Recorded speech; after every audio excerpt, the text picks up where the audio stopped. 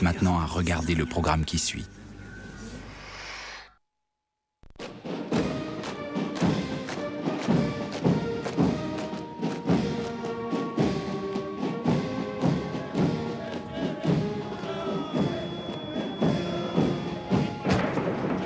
Roumanie, 1989. Un soulèvement populaire met fin à l'un des régimes les plus cruels de toute l'histoire. Le dictateur Nicolae Ceausescu est renversé. Le 25 décembre, lui et sa femme sont présentés à un tribunal, condamnés et exécutés le jour même. On prétend que tout se serait passé de façon spontanée.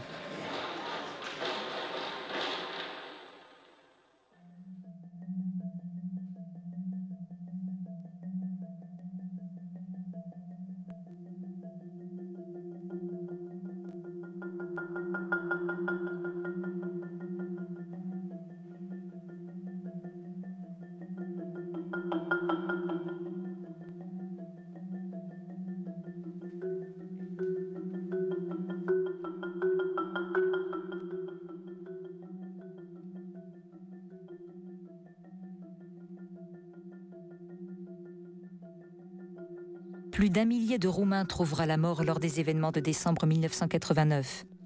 Gyuri Kelemen, 23 ans, originaire de Timișoara, est mort le même jour que Ceausescu. Assassiné par un tueur d'élite, victime d'un jeu stratégique.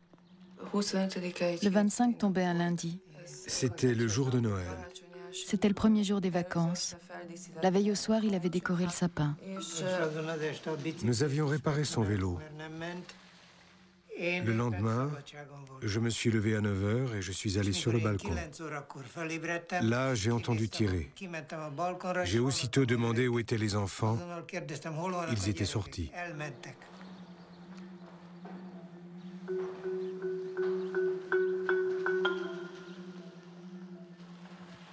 C'est arrivé au moment où il poussait la porte. C'était prémédité. Il a été touché à la tempe gauche avec une arme de précision.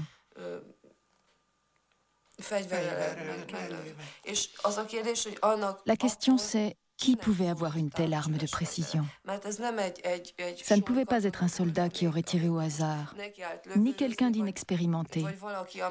Celui qui possédait cette arme savait s'en servir, et bien.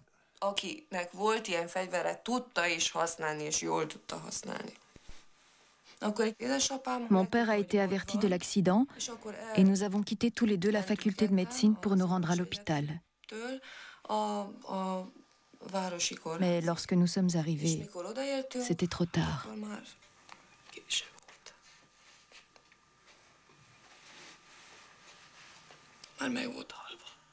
Il était déjà mort.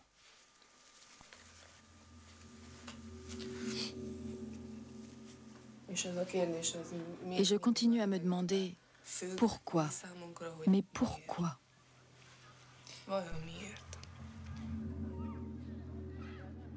Pourquoi 1104 Roumains sont-ils morts lors des événements de décembre 1989? Les autres pays du bloc de l'Est étaient également sous la férule de régimes répressifs, mais le renversement s'est fait sans effusion de sang. Quelle était la particularité de la Roumanie? Nicolae Ceausescu.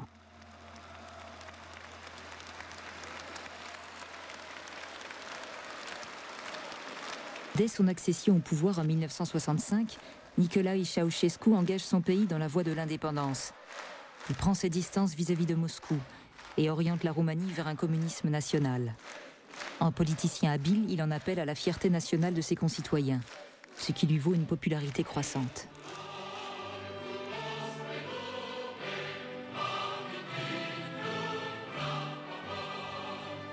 En 1968, Ceausescu est le seul dirigeant d'un pays du pacte de Varsovie à s'opposer à l'entrée de l'armée rouge à Prague. Celui qui ose ainsi résister au Kremlin est acclamé par l'ensemble de la nation. L'Ouest, quant à lui, le récompense en lui accordant des crédits. Les années 1970 sont marquées par un essor économique. Mais à partir de 1980, tout bascule.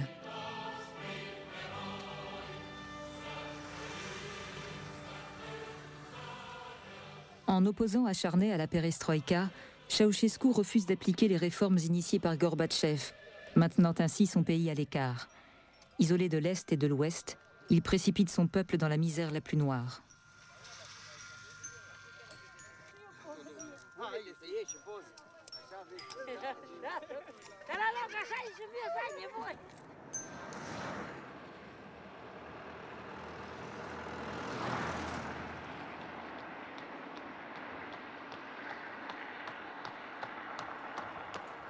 Vis-à-vis de l'étranger, Ceausescu joue les puissants et donne libre cours à sa folie des grandeurs. Il lui sacrifiera son peuple. Aveuglé par le culte de la personnalité qui les entoure, lui et sa femme Elena, le dictateur s'aperçoit trop tard qu'il est devenu encombrant à la fois pour Moscou et Washington. L'unité européenne est en jeu.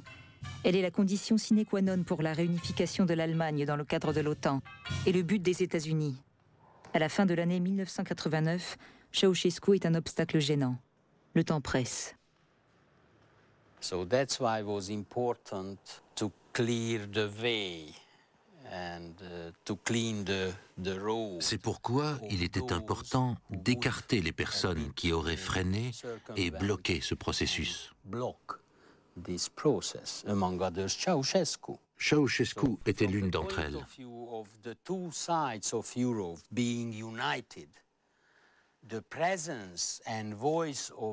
La présence de dictateurs tels que Ceausescu aurait été un frein à la réunification des deux Europes. Donc, de ce point de vue, sa disparition a libéré la voie.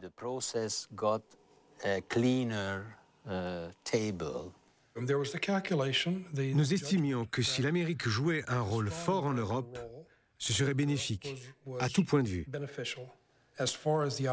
et que cela transcenderait même l'unification du continent, le renforcement de l'intégration européenne, ainsi que la disparition de la menace soviétique. Nous pensions donc que la réunification de l'Allemagne et l'unité européenne pouvaient être réalisées tout en préservant l'influence américaine en Europe, même si à terme, elle était condamnée à diminuer.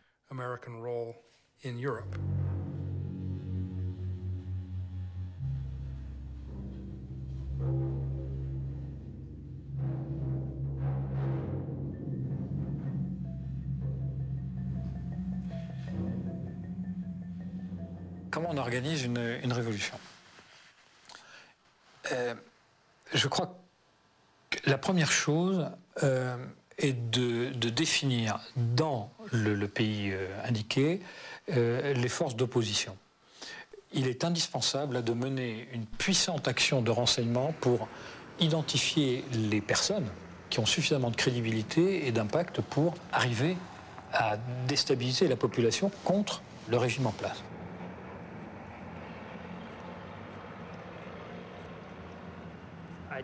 Toute ma vie durant, j'ai rêvé de la Révolution. Et à présent, j'enseigne la théorie et l'histoire de la Révolution. C'est un sujet qui m'intéresse énormément.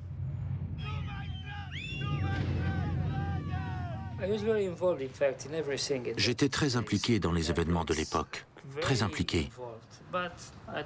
Mais je n'aime pas me mettre en avant et dire que j'ai été courageux.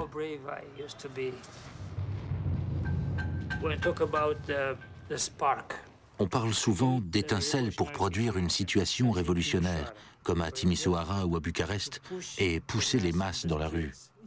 Il est en effet possible de provoquer des événements. J'étais en contact avec l'Oxford Group, avec l'ambassade américaine, avec le British Council, avec l'ambassadeur allemand à Bucarest.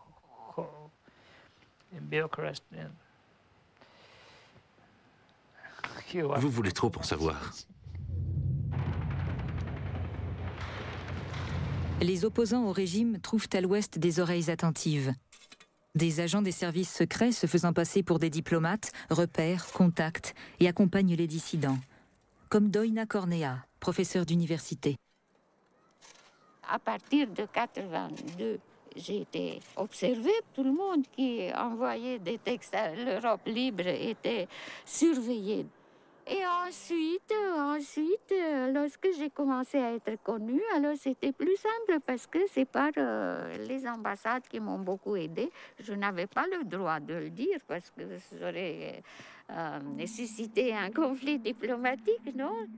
La Roumanie entretient avec son voisin la Hongrie des rapports tendus qui s'enracinent dans l'histoire.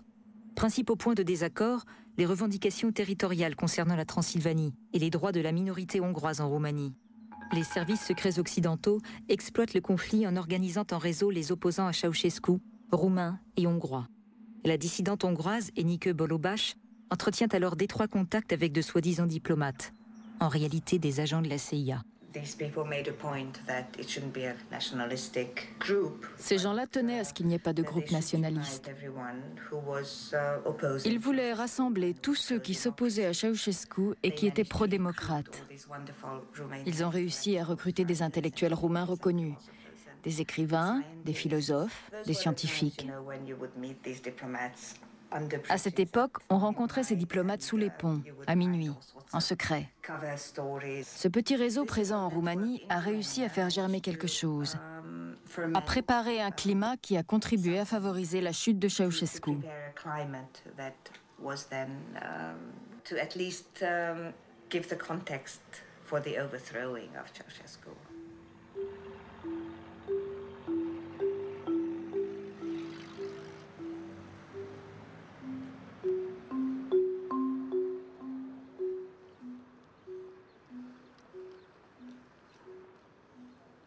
La paroisse du pasteur calviniste Laszlo Tőkés se trouve dans la ville de Timișoara, à l'ouest du pays. Représentant de la minorité hongroise, Tőkés a été l'un des premiers à s'opposer à Ceausescu. La proximité de la ville avec la Hongrie et la Yougoslavie lui permettait plus facilement de s'opposer publiquement au dictateur. Nous pouvions facilement entrer en contact avec les pays de l'Ouest. En tant que pasteur, nous recevions régulièrement des visiteurs. Et puis mon père était professeur de théologie et évêque adjoint. C'était le seul moyen, la seule possibilité, lorsque la situation était particulièrement difficile, de faire part de nos problèmes aux hommes d'église, aux ambassades, à la Hongrie, au Canada, aux États-Unis, et ainsi de suite. L'intérêt des services secrets à l'égard de Tőkés va croissant. Sa fonction de pasteur fait de lui une personnalité influente. Tőkés doit se faire davantage connaître à l'Ouest et en Roumanie, afin d'asseoir sa crédibilité. C'est dans ce but que Dagobert Lindlau, alors correspondant de la chaîne allemande ARD et spécialiste des services secrets, doit réaliser une interview de Tőkés. Mais Lindlau refuse.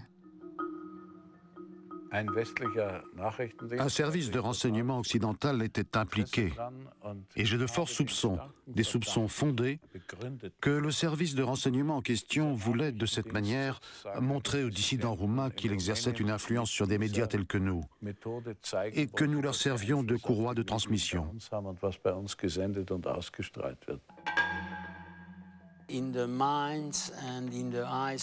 Aux yeux des gens ordinaires, il était important de choisir une figure positive. Et un homme d'église remplissait parfaitement cette condition.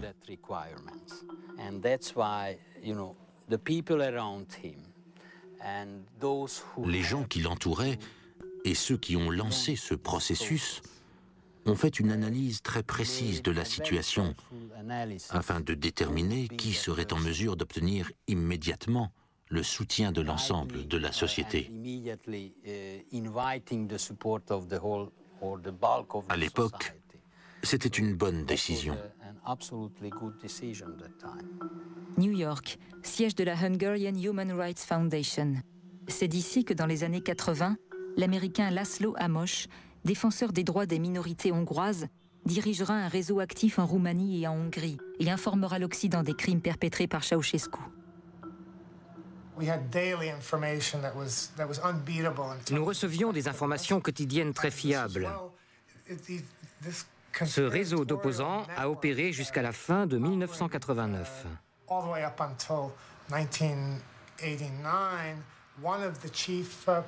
L'un de ses leaders était un jeune pasteur calviniste d'origine hongroise.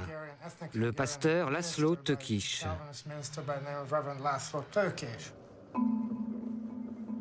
Les informations qui sortent du pays deviennent une arme puissante contre Ceausescu. Diffusées en Roumanie par les télévisions et les radios étrangères, elles attisent le mécontentement et augmentent l'agitation. László Amos va jusqu'à organiser et financer le voyage d'une équipe de télévision canadienne en Roumanie pour interviewer le pasteur Tőkés dans son église.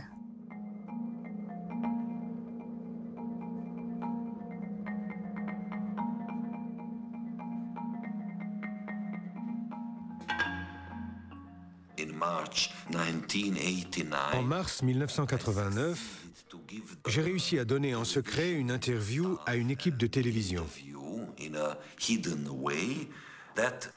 Cette interview a été diffusée par la télévision hongroise en juillet 1989. Cela a été le début de la fin.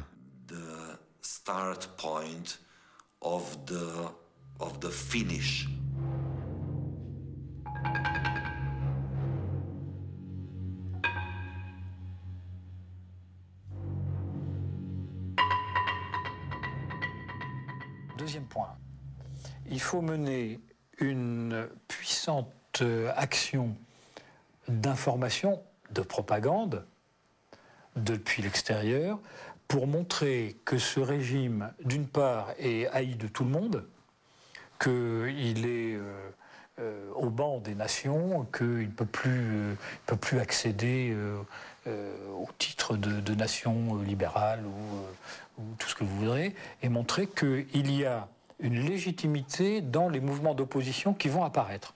La phase préparatoire d'une action à l'étranger consiste à essayer de conditionner la population. La propagande est donc très importante. On peut mettre en place ce qu'on appelle une propagande noire, c'est-à-dire provenant officiellement d'un groupe de dissidents, présent à l'intérieur du pays concerné, mais élaboré en réalité à l'extérieur du pays. On peut ainsi diffuser des émissions émanant soi-disant de ce groupe de dissidents, ce qui va renforcer l'influence de ce groupe auprès de la population.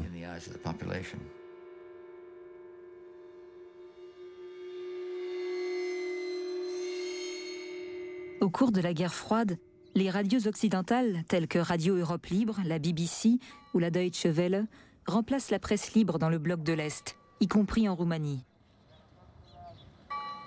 Radio Europe Libre, qui est financée par le gouvernement américain, remplit deux missions. En émettant en roumain, elle fait connaître les groupes d'opposition à l'intérieur du pays. En même temps, elle diffuse à l'étranger des reportages tournés en Roumanie. C'est un moyen aisé pour les services secrets de manipuler l'information et de lancer des rumeurs. Afin d'influencer la population, les services secrets utilisent les dissidents qui souhaitent exprimer publiquement leur mécontentement à l'égard de Ceausescu.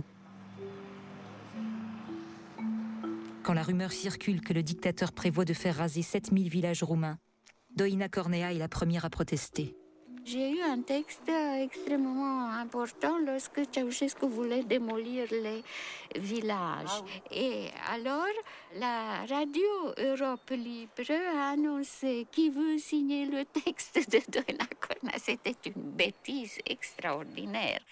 Oui, parce qu'il vivait dans un monde libre. Et chez nous, c'était impossible. La rumeur des projets de démolition des villages se répand comme une traînée de poudre. On avance alors le chiffre de 15 000 villages concernés, principalement habités par les minorités hongroises et allemandes. Comme prévu, les protestations à l'étranger se font plus virulentes. Jetzt trauen sich die kommunalen Behörden nicht einmal mehr baufällige Ruinen abzureißen. Jemand könnte fotografieren. Bilder von Abrissarbeiten in Rumänien haben im Freien Westen Konjunktur, so der Bürgermeister der Gemeinde Lovrin, Petre Militeroiu.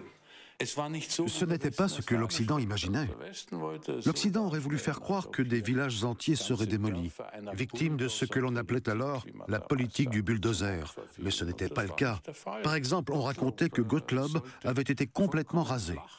Je me suis rendu sur place et j'ai constaté que Gottlob n'avait pas disparu. À mon retour, les dissidents m'ont dit « Ils ont attendu que vous soyez partis pour démolir le village ». Alors j'y suis retourné et Gottlob était toujours là. Toutes ces histoires, le fait d'avoir d'abord encensé un dictateur, puis de l'avoir diabolisé en faisant un second Hitler, tout ceci était le produit d'une politique comme j'ai rarement eu l'occasion d'en voir.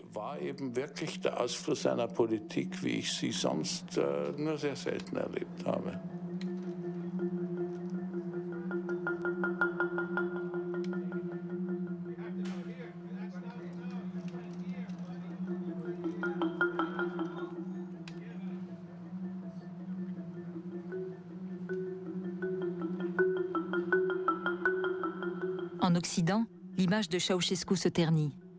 Pourtant, en Roumanie, l'insatisfaction ne gagne que lentement la population.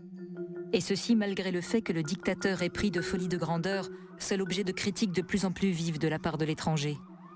Aux rumeurs de démolition de villages viennent s'ajouter des rapports faisant état de violations des droits de l'homme, certains fondés, d'autres exagérés. Mais en 1988, le peuple n'est pas prêt à se soulever. L'heure n'est pas encore venue.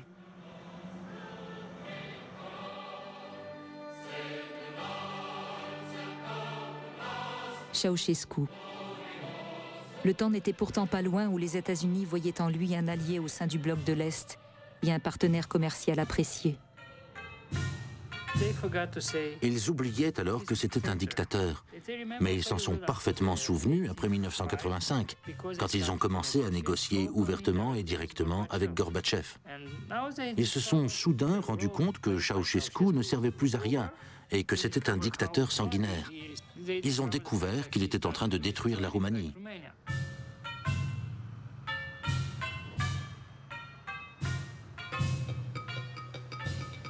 László Amos joue un rôle déterminant dans le renversement de l'opinion publique à l'égard de Ceausescu. Quand nous avons débuté notre activité, le gentil en Europe centrale, c'était Ceausescu. Quant aux supposés méchants, c'est en tout cas ce qu'on pouvait lire dans les pages du New York Times et dans divers éditoriaux au début des années 70, c'étaient tous ceux qui étaient perçus comme une menace pour l'intégrité territoriale de la Roumanie, y compris la minorité hongroise. Le processus pour changer ce point de vue a été extrêmement long et difficile. Il a fallu effectuer un virage à 180 degrés pour que la minorité, persécutée par un État agressif et quasi terroriste, soit finalement perçue comme faisant partie des gentils. László Amos et d'autres exercent un lobbying intensif auprès du Congrès américain. Ils exigent que Ceausescu ne reçoive des crédits et des aides que s'il est prêt à faire des réformes. Mais le dictateur roumain ne cède pas à la pression et commence à rembourser la dette extérieure du pays.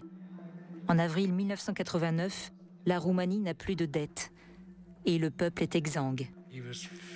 C'était un choix qui n'en était pas un.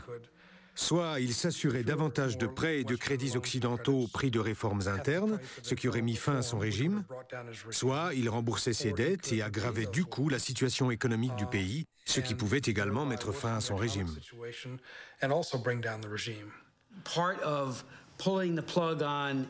Arrêter l'aide financière internationale, plus particulièrement américaine, qui avait été la bouée de sauvetage pour son économie, a précipité la chute de son régime. Il ne pouvait pas continuer à bâtir des monuments à sa gloire et mettre son pays en faillite sans devise étrangère. Soudain, l'homme que nous avions mis au pouvoir, quand je dis nous, j'entends le gouvernement américain, est devenu un paria. Pour son image de marque, ça a été un désastre. Tout le monde a commencé à dire, même ici au Capitole, que Ceausescu était un monstre. Beaucoup de gens avaient au mur de leur bureau une photographie d'eux, tout sourire, en train d'échanger une poignée de main avec Ceausescu. Et soudain, ces photos ont été rangées dans les tiroirs, ou même jetées à la poubelle. Cela montre bien que ses jours étaient comptés.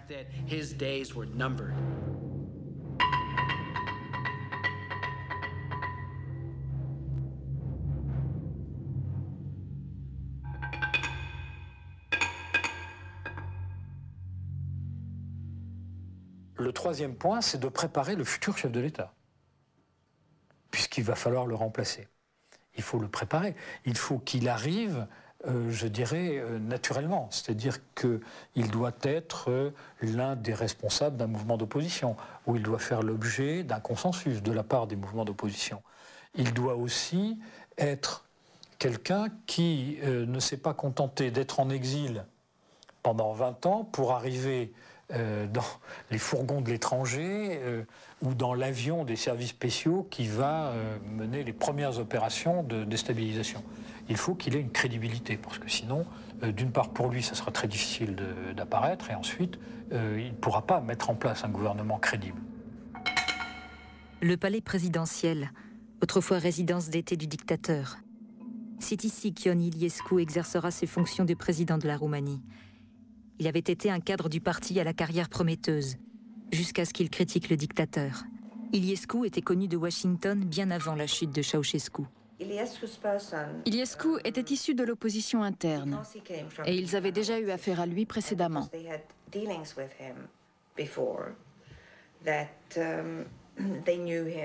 le connaissaient bien et savaient quelles seraient ses réactions et ses limites.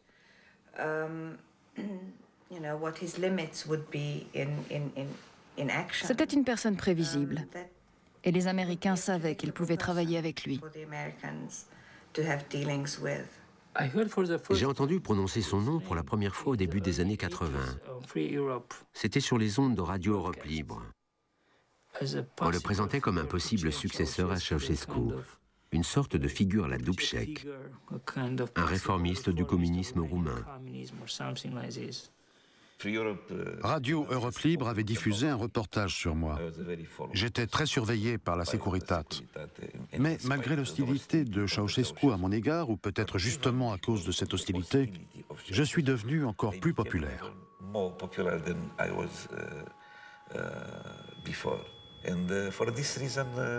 C'est pourquoi certains avaient placé leurs espoirs en moi.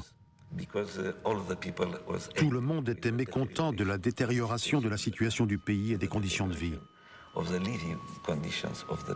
Les gens recherchaient quelqu'un capable d'apporter des changements.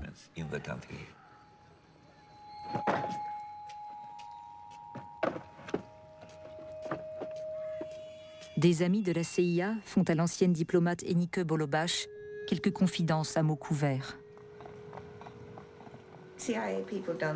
Les gens de la CIA ne parlent pas ouvertement. Ils vous donnent certains éléments de l'histoire et c'est à vous de reconstituer le puzzle. Je ne pense pas que ces gens affirmeraient ouvertement qu'Iliescu était leur choix et qu'ils l'ont aidé à accéder au pouvoir. Mais ils l'ont sous-entendu de différentes façons. C'est ce qu'ils vous ont laissé entendre? C'est ce qu'ils ont laissé entendre, oui. On ne se vante jamais de ses succès. Non, et la CIA en a remporté de nombreux. Vous avez raison, on ne se vante pas de ses succès. Par contre, on entend toujours parler des échecs. Ils ne savaient rien de moi, ni Bush, ni Gorbatchev. Il faut mettre au pouvoir un gouvernement de substitution qui, à son tour, va placer ses cadres au sein de la population afin de pouvoir l'influencer. Si vous renversez l'infrastructure existante, il faut la remplacer par une autre.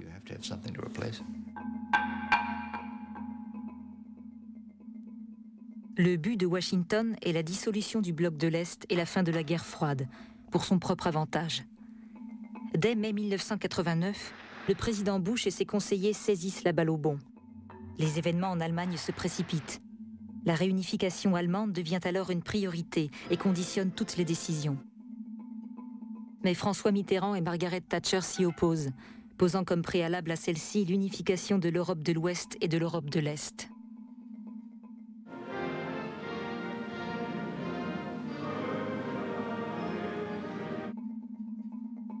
Les États-Unis voient pourtant leur but se rapprocher lorsque le mur de Berlin tombe enfin. Malte, 3 décembre. Rencontre entre Bush et Gorbatchev, qui, selon les services secrets, discuteront entre autres de la Roumanie. C'est un sommet de haute stratégie. Ce qui était en jeu, c'était l'avenir de l'Europe. Rien de moins. C'est ce qui nous a poussés à agir. Après la signature en Pologne des accords de la table ronde et après l'organisation en Hongrie d'élections multipartites, il était évident que quelque chose d'important se préparait. Mais on ne savait pas si cela allait évoluer de manière positive c'est-à-dire vers une unification pacifique et démocratique de l'Europe, ou bien vers un autre échec, vers une répression sévère ou un bain de sang, mené non pas par l'Union soviétique, même si on ne pouvait pas l'exclure totalement, mais par des régimes aux abois. Le génie de la politique étrangère américaine a commencé, selon moi, le 9 novembre, lorsque l'administration Bush a évalué la situation et a dit « il faut y mettre fin maintenant ». Les intérêts de la Hongrie et des États-Unis se rejoignent, particulièrement en ce qui concerne la Roumanie. Ceausescu est un obstacle à l'unification européenne et par conséquent, une menace pour le processus de réforme en Hongrie. Reconnaître ses propres intérêts est toujours difficile, surtout lorsque les circonstances sont incertaines. Et la beauté de la politique, la beauté d'un esprit aiguisé, est de reconnaître ses intérêts à temps et d'avancer dans la bonne direction.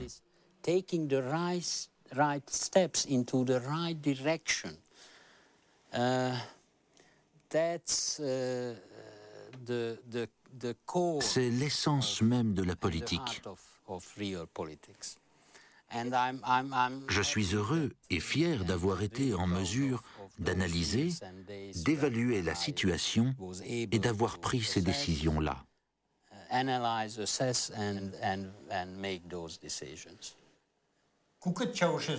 Plus Ceausescu parlait de réforme et de l'adaptation du marxisme à la réalité, plus il était dogmatique. Il avait peur de faire ces réformes. Le régime devenait de plus en plus anachronique et répressif. Il devenait donc nécessaire d'agir.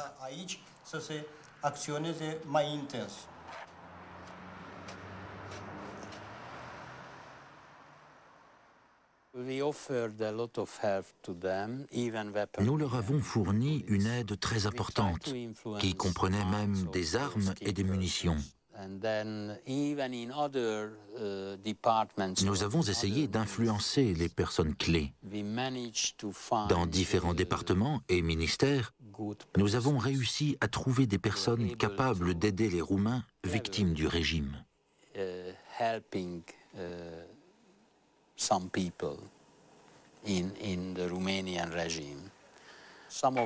Parmi celles qui occupaient des positions clés, certaines parlaient le hongrois couramment. À l'époque, Stănculescu était général. Il avait d'abord travaillé au service central de planification, puis au sein d'un important ministère où il s'occupait d'économie. Bien entendu, face à la délégation, il n'a pas dit un mot en hongrois. Mais, à l'abri des systèmes d'écoute espions, nous arrivions à communiquer.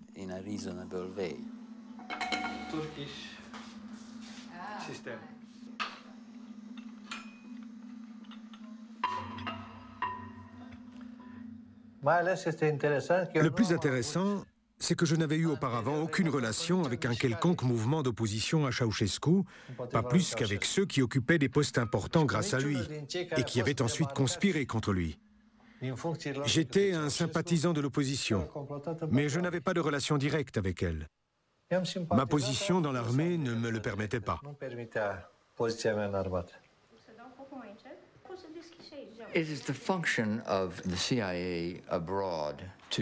C'est la fonction à l'étranger de la CIA d'être en contact avec tous les éléments, à savoir le parti au pouvoir, mais aussi l'opposition, même si les contacts sont le plus souvent des opposants. Ils s'adressent à la CIA ou à un diplomate américain en disant « Nous ne sommes pas satisfaits du gouvernement. Il commet toutes sortes de méfaits. Nous aimerions changer la situation. »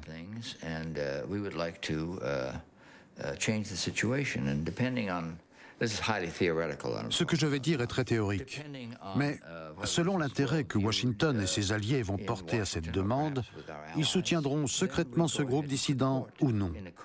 Ce groupe aurait bien entendu des contacts avec les militaires et pourrait ainsi organiser un putsch.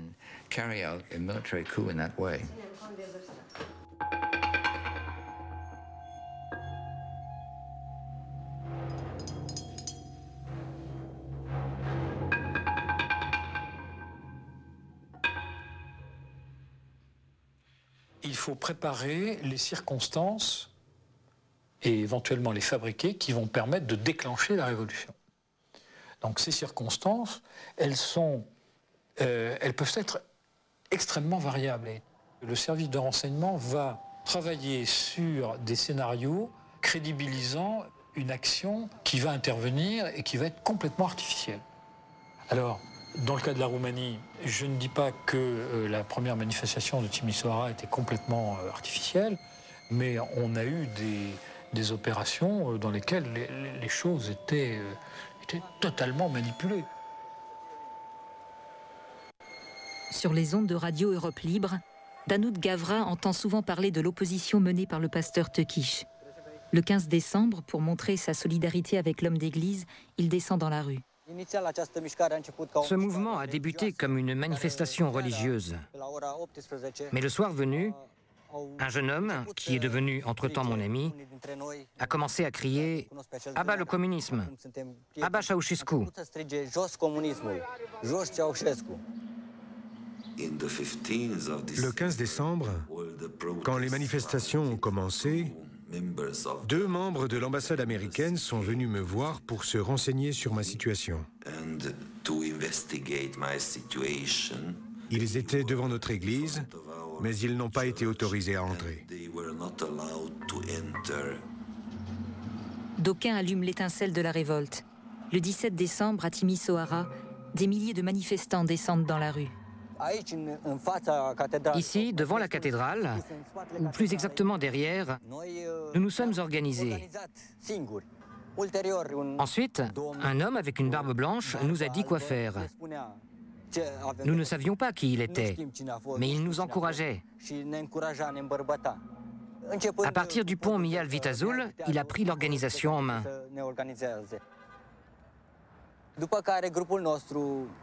Notre groupe, conduit par cet homme barbu, est ensuite parti vers la rue Pestalozzi. Je faisais partie de ceux qui le soutenaient pendant qu'il parlait.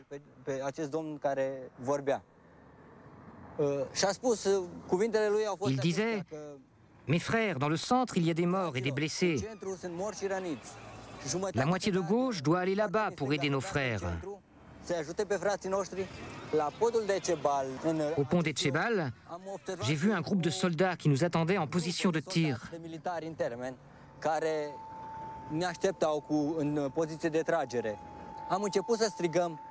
Nous avons crié « Pas de violence, pas de violence !» Ils ont commencé à tirer sans en avoir reçu l'ordre. Ils nous ont tiré dessus. Et j'ai volé environ 3 mètres en l'air. J'ai perdu connaissance. Quand je me suis réveillé, je n'ai vu que des morts et des blessés autour de moi. Combien de morts y a-t-il eu à Timișoara? Plus de 4000, dira-t-on. Les prétendues victimes sont exposées aux yeux de tous. Il s'agit en fait d'une manipulation, comme le prouvent les traces d'autopsie. À Brașov, en Roumanie, il y a eu un mouvement semblable en novembre 87. Mais il n'y avait pas eu de victimes. Les choses sont vite rentrées dans l'ordre.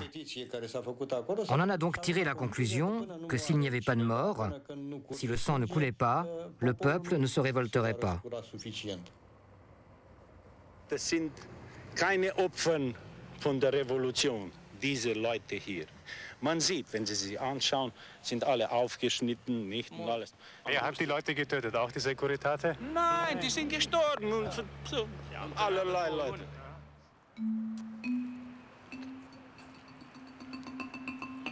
Toutes les heures, Radio Europe Libre diffuse un reportage ponctué de coups de feu et de cris. De plus, la foule est galvanisée par des provocateurs professionnels. La Securitat avait des informations et elle a infiltré des camps d'entraînement à l'ouest. Il y en avait un en Allemagne, à Zirndorf, un à côté de Vienne, à Traiskirchen, un autre à Budapest. Il y en avait un deuxième en Hongrie, à Biske, à 40 km de l'Autriche, dans une ancienne caserne.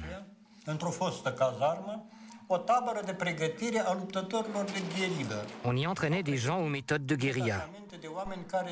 On apprenait à des unités entières à organiser des désordres pour provoquer des révoltes populaires. Ces camps se trouvaient sur le sol allemand, autrichien et hongrois. Mais nous savons que les instructeurs étaient américains.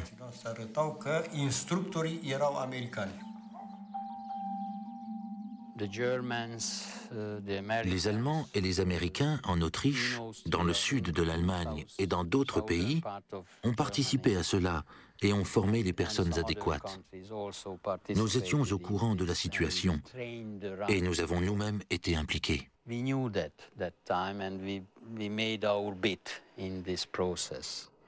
Je crois qu'il y avait des gens qui ont provoqué simplement, mais il y avait aussi les forces spéciales.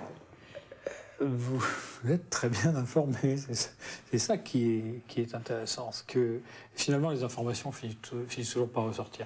Bon, oui, il y a cet aspect action qui a été fait, je crois que ce n'est pas la majorité des gens qui sont passés dans le camp qui ont été formés de cette façon-là, mais la partie la plus importante de cette formation dans les camps, me semble-t-il, c'est l'information à l'influence, et puis peut-être tout simplement préparer déjà des plans d'action. Pour des opérations secrètes, on peut former des gens. Les forces spéciales peuvent former des étrangers. La CIA peut former des étrangers à la manipulation des armes. C'est ce qu'elle a fait à Cuba, entre autres. Tout cet aspect paramilitaire relève de la formation. Est-ce que c'était possible en Roumanie à l'époque? Oui, à partir des pays frontaliers. À partir de la Hongrie. On a évoqué les camps d'entraînement en Hongrie ou en Allemagne. Bon, c'est certain, mais au moment de l'action, il va falloir infiltrer les gens sur place. Vous comprenez bien qu'on ne peut pas infiltrer des centaines de personnes, on va infiltrer une dizaine de personnes. On raconte que ce sont des camps de la CIA. Il faut faire la part des choses. On attribue tellement de choses à la CIA. Je ne sais pas ce qu'on vous a raconté.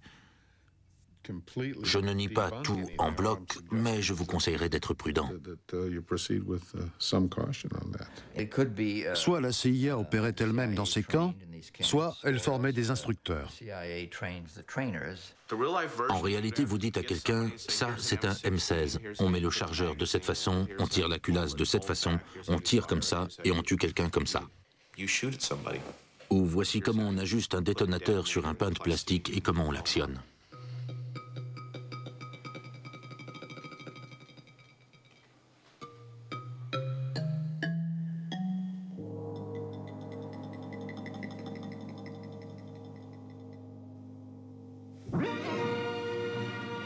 On va obliger le régime en place à réagir de façon brutale pour que l'opposition se révèle et que les forces populaires se mettent en action.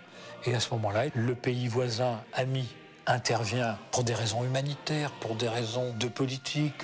Ensuite, les forces amies se stabilisent, assurent la sécurité et enfin permettent l'arrivée au pouvoir d'un nouveau gouvernement avec un chef d'État reconnu des gens de l'opposition. 20 décembre. Ceausescu appelle la population de Bucarest à manifester. Il rejette la responsabilité des événements de Timișoara sur les services de renseignement étrangers. Le lendemain, le pays tout entier découvre en direct à la télévision un Ceausescu déstabilisé par les cris de la foule.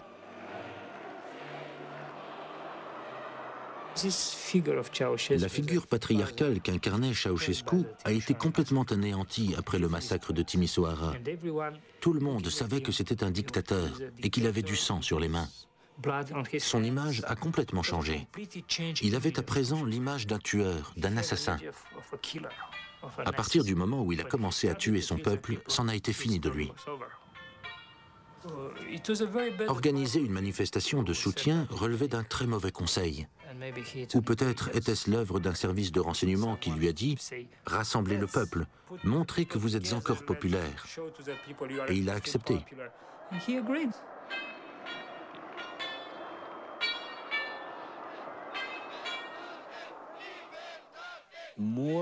Environ une semaine après cela, à la suite de l'initiative du pasteur hongrois, des manifestations ont eu lieu à Bucarest et dans d'autres grandes villes de Roumanie. Ce n'était sûrement pas une coïncidence. Il y a eu convergence entre une révolution de palais et une révolution populaire à demi spontanée. 22 décembre. Les protestations se font de plus en plus véhémentes. Peu après midi, Ceausescu prend la fuite. Le colonel Rațiu téléphone au comité central. Iliescu lui répond. Iliescu m'a dit, comme si on se connaissait depuis toujours, « Écoute, Rațiu, connais-tu le général Stanculescu ?» J'ai répondu « Oui. Prends une voiture, file au ministère de la Défense, au cabinet du ministre. Je t'y rejoindrai. On va tenir une conférence afin de créer une structure organisationnelle. Il faut rétablir l'ordre dans le pays. » Iliescu n'a jamais reparlé de cette conversation, ni du fait qu'à midi, il se trouvait au comité central. Après la fuite de Ceausescu, la foule assaille les bâtiments du comité central.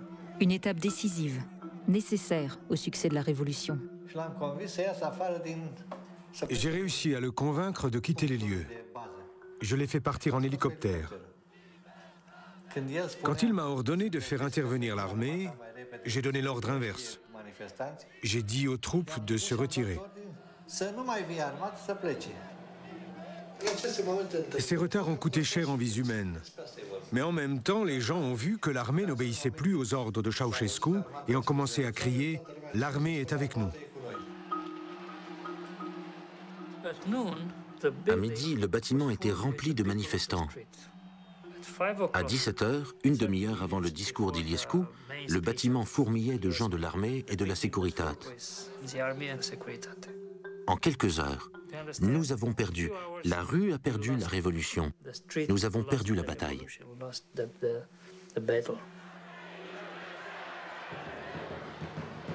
Un gouvernement provisoire voit le jour. Le Front de Salut National, conduit par Ion Iliescu.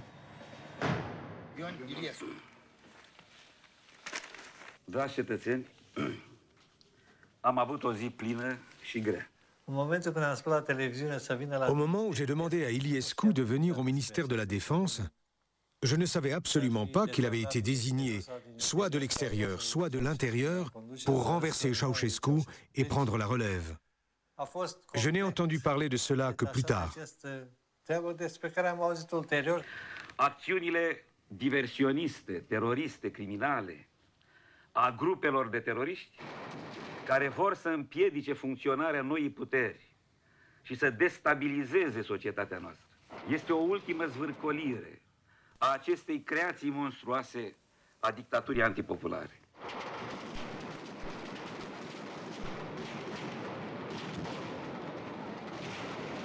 Afin d'attiser au sein de la population la peur des prétendus terroristes, on avance le chiffre de 60 000 morts.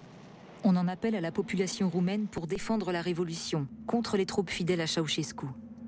Après la chute du régime, le procureur militaire Dan Voinea mènera une enquête.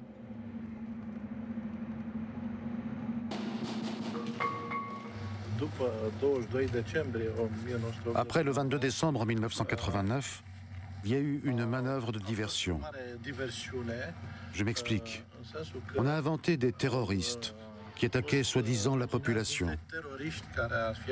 En réalité, d'après nos recherches, ces terroristes n'existaient pas. À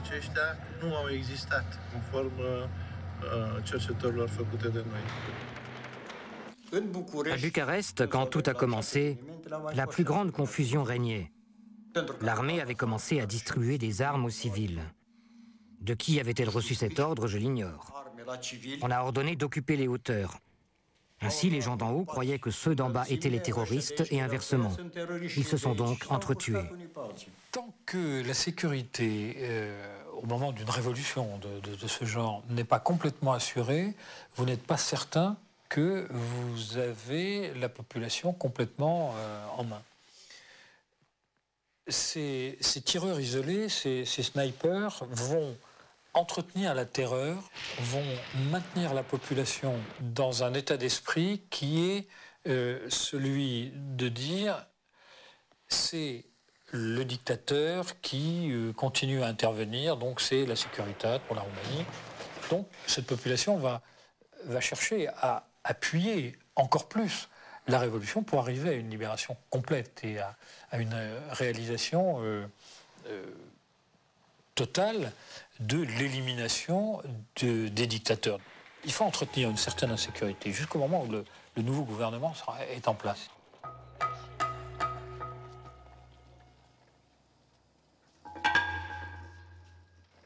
Mona Lisa. Mon livre s'intitulera Mona Lisa. Pourquoi? À cause de son sourire énigmatique.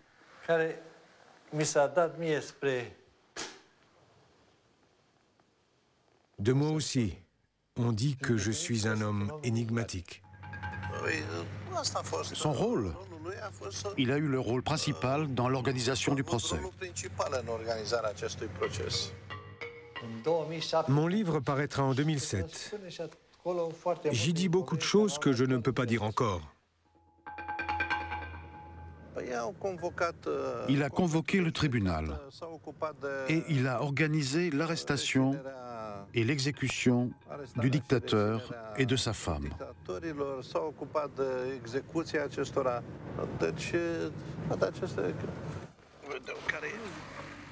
Targoviste. En décembre 1989, le procureur militaire Voinea est accusateur dans le procès Ceausescu. C'est ici que le procès a eu lieu. Je vais vous montrer la pièce où cela s'est passé.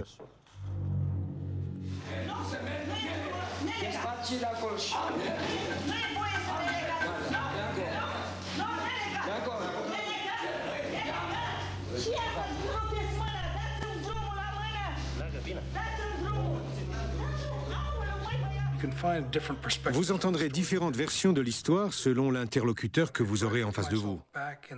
Mais si je me replace en décembre 1989, pour être honnête, le changement de régime en Roumanie n'était qu'une de nos préoccupations parmi d'autres. La réunification allemande nous importait également, tout comme le développement positif en Europe centrale, ou encore le sort de l'Union soviétique et de Gorbatchev, dont dépendaient encore de nombreuses choses. Il y a une alliance objective entre le KGB et la CIA. C'est extraordinaire.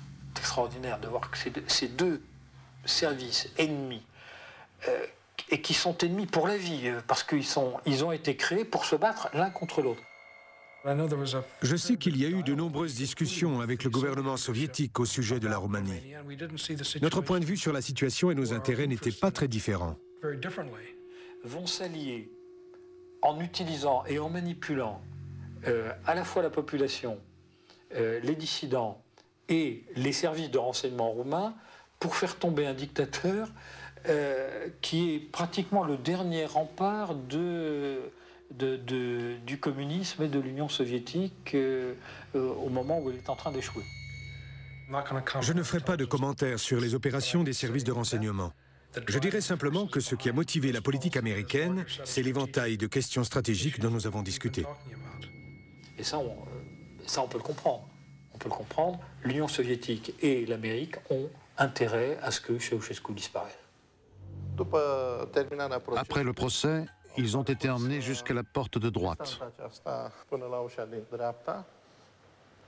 Qu'est-ce qu'un assassinat?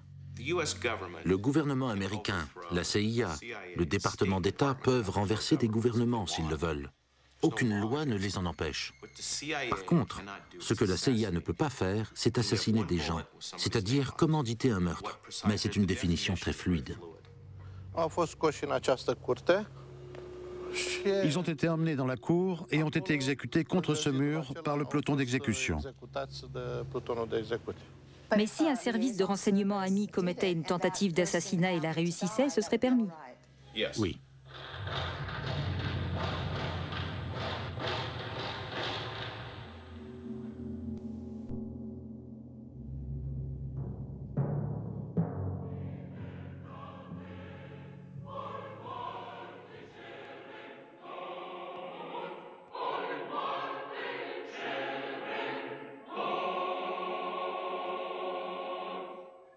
Comunicat. În ziua de 25 decembrie 1989 a avut loc procesul lui Nicolae Ceausescu și al Elenei Ceausescu în fața Tribunalului Militar Extraordinar. Cette révolution en Europe centrale a facilité les choses. La Roumanie a toujours fait figure de trublion au sein du pacte de Varsovie. Mais l'Allemagne était sur le point d'être réunifiée. Cela a été la décision de George Bush, d'Helmut Kohl, et c'est également devenu celle de Mikhail Gorbatchev, même s'il n'en a jamais vraiment saisi tous les enjeux. Durant la guerre froide, on a toujours craint que l'Allemagne de l'Ouest sacrifie ses relations avec l'Occident et fasse un pacte avec les Russes pour réunifier les deux Allemagnes. Les États-Unis ont parfaitement compris, la direction politique, CIA et autres, ont parfaitement compris que Gorbatchev est très faible à l'intérieur, qu'ils ont donc peu de temps pour l'avoir comme interlocuteur, et qu'il faut tout obtenir sur un temps court, sans lui faire peur. Si on y réfléchit, il n'est pas difficile de comprendre que la CIA a fait son travail. Sa mission consistait à protéger le reste du monde d'une invasion soviétique, qui à l'époque restait une éventualité.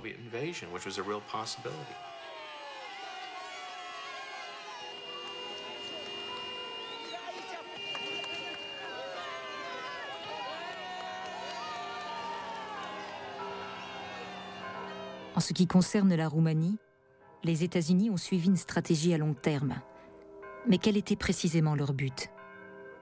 Pouvoir à la fois stabiliser le sud-est européen, contrôler par exemple les rapports roumano-hongrois, en intégrant les deux pays dans l'OTAN.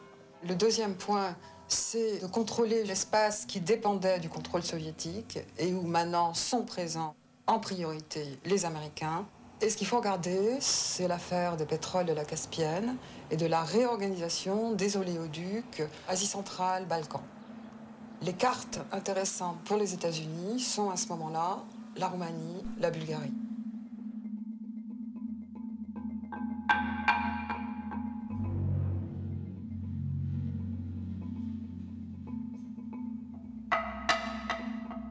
Giori Kelemen sera victime d'un tireur d'élite.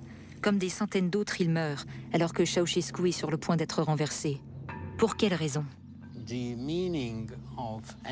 La signification d'un événement ne peut pas être lue à une échelle individuelle, mais doit être replacée dans une perspective historique. Ainsi, pour qu'un pays devienne démocratique, il faut très souvent un grand nombre de victimes. Il faut faire des victimes, parce que sans victimes, une révolution, c'est jamais crédible. Le but est louable. Mais apprendre que vous avez été instrumentalisé, c'est révoltant. Les droits de l'homme reposent sur le principe que l'homme est le but ultime et qu'il ne doit jamais être utilisé comme un moyen au service d'autres objectifs.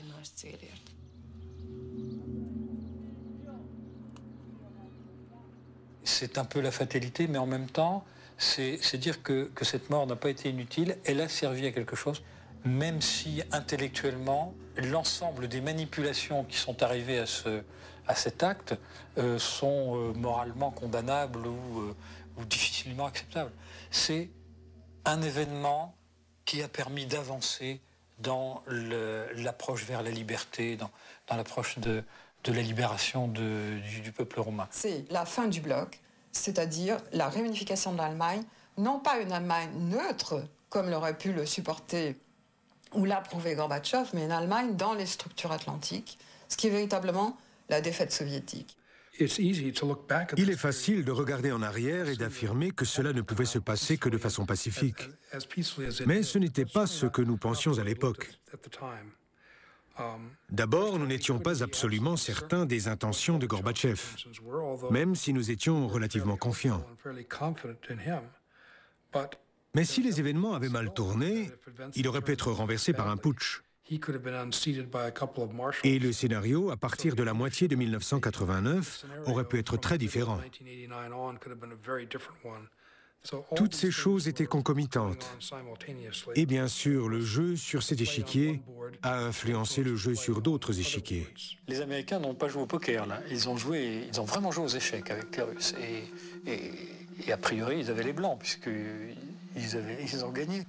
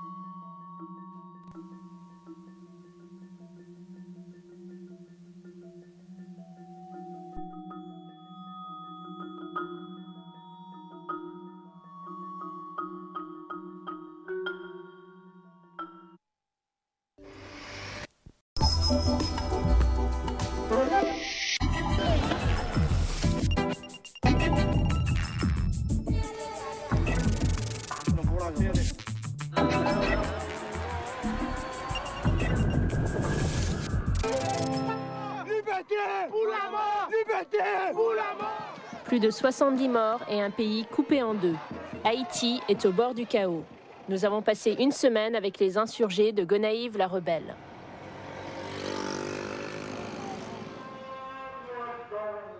Barrière de séparation contre le terrorisme au mur de l'apartheid. Nous avons voulu comprendre comment Israéliens et Palestiniens vivaient au quotidien le long de ce mur.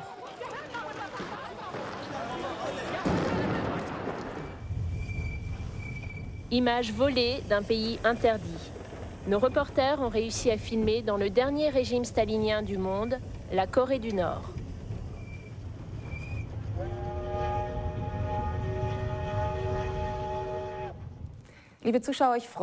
Bienvenue pour ce 8e numéro d'Arte Reportage. En Haïti, les espoirs de trouver une issue à la crise, sans nouveau bain de sang ni intervention étrangère, s'amenuisent d'heure en heure. D'un côté, il y a un président honni, Aristide, ancien prêtre des bidonvilles, qui à peine arrivé au pouvoir est devenu comme ses prédécesseurs